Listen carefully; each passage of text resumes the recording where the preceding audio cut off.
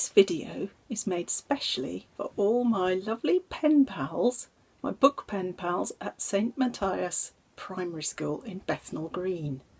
And I thought you might all like to hear a little bit of the story of King Otter. Again, I know I've read it to you before, but this time I'm just going to read up to halfway and then I'm going to get you to invent a brand new ending. And I'm very excited to see what you might think of. So, as you probably remember, the story of King Otter begins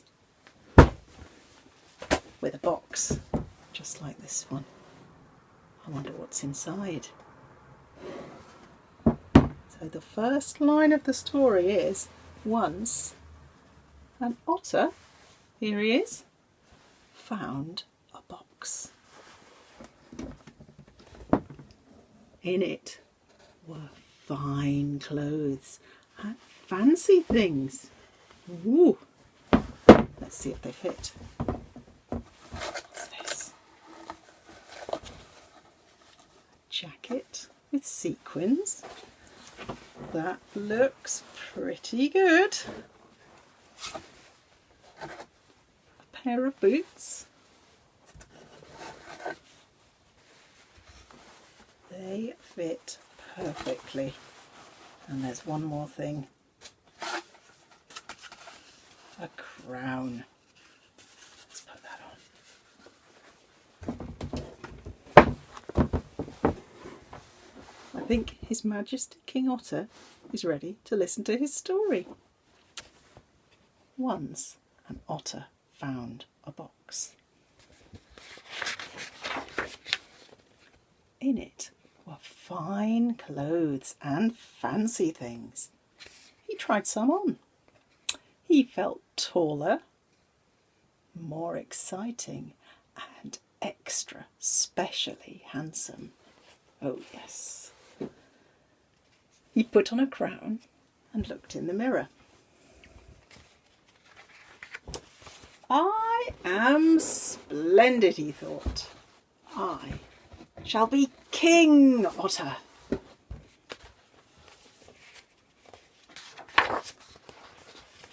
Bow down before King Otter, hedgehogs, he said, and they did. Being King Otter was a fine thing. A king needs somewhere important to sit, he thought. Squirrels, build me a throne. And it was built. Otter sat back and surveyed his kingdom. Everyone must see that I am a king, he thought.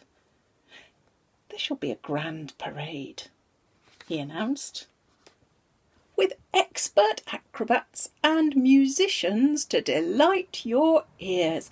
At the top of the hill there will be a spectacular banquet with 17 types of cake in every colour. There's the cakes. You may all watch me eat. And I shall travel in a golden coach pulled by unicorns. Let the preparations commence. But Otter, said a hedgehog, unicorns don't really. That will be all, said Otter. So the squirrels set to work with saws, and the birds painted flags, and the frogs practised singing while doing handstands. There was so much to do.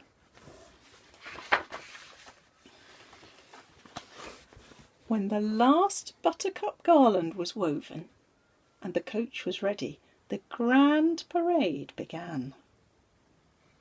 The golden coach sparkled as it bumped along, and King Otter waved to his people.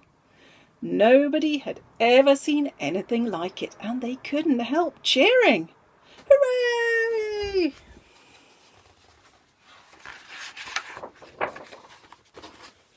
Slowly they climbed the hill, but the day was hot, and the coach and the king were heavy. "Faster!" said King Otter. "Faster!" But the unicorn's horns were slipping off. The king began to feel hungry. "We're going to be late for the banquet," he said. "Unicorns, start prancing." Nobody wanted to mention that they hadn't had time to make the cakes. "Hurry up!" shouted the king. The cheering stopped. "I want my banquet now!" Suddenly, the silken ropes snapped. And I'm going to stop the story there and give you a chance to think about what else might have happened. We know that the story does have a happy ending and everyone becomes friends again. But what else might happen? I've got a few suggestions for you. I'd love to see what happens if this little snail, who actually appears on every page of the book, but he never says anything and he never does anything except follow along.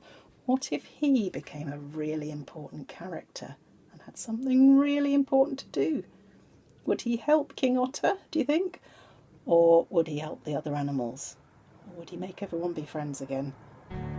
And what if the frogs are my favourite characters in this story, actually, because they always seem to be having fun no matter what. Even when everything's hard work, they have a good time. What if they started telling some jokes and made everyone laugh so much that something different happened? Or what about, I'm just going to remind you of the very last page of the book.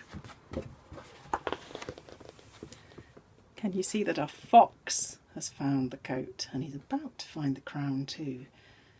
So you could write a story where Fox comes along and maybe he steals the crown, declares himself king.